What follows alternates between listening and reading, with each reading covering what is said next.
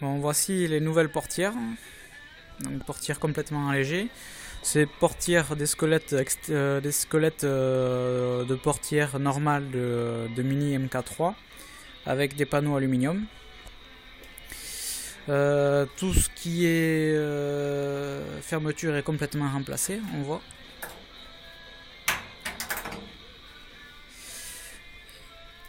Mini système de fermeture qui est adapté là-dessus, avec une butée réglable, tout simplement.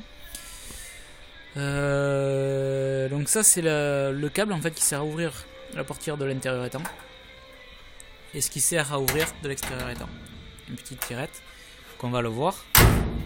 Bon là il n'y a pas de joint, hein, bien sûr, il n'y a pas les joints de portière montée. Donc on voit, donc là c'est nickel. On prend le petit clip. Hop. On voit que ça s'ouvre très facilement. Après il faudra voir le joint, hein, le réglage. On va voir de l'intérieur étant. Comme on voit, c'est des portières très très allégées, donc c'est pour ça que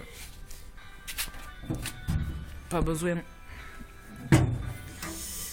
de gros joints. Les gros joints d'origine de Mini vont être remplacés par des plus fins, hein, parce que comme on voit, la porte est pas très...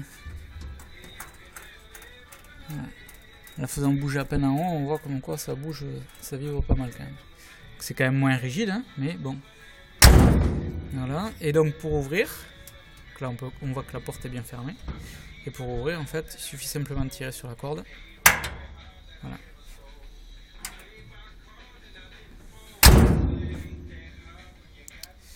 Donc voilà, c'est un simple câble avec un serre-câble qui s'amène sur...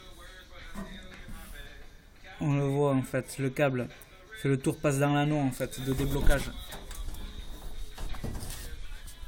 Le câble passe dans l'anneau de déblocage de la gâche en fait, de la gâche de porte.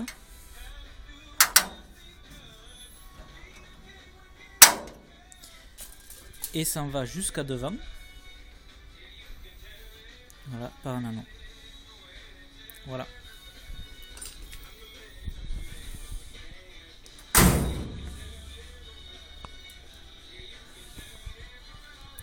Porte aluminium donc. Niveau poids, on doit être, je sais pas. Niveau poids, une dizaine de kilos, même pas. Même pas. Je pense un bon, ouais, 6 kilos. 6-7 kilos, j'ai pas pesé avant. Faut voir. On voit que c'est complètement en aluminium. Les portes, les vitres seront en macrolon. Hein. Voilà. Voilà.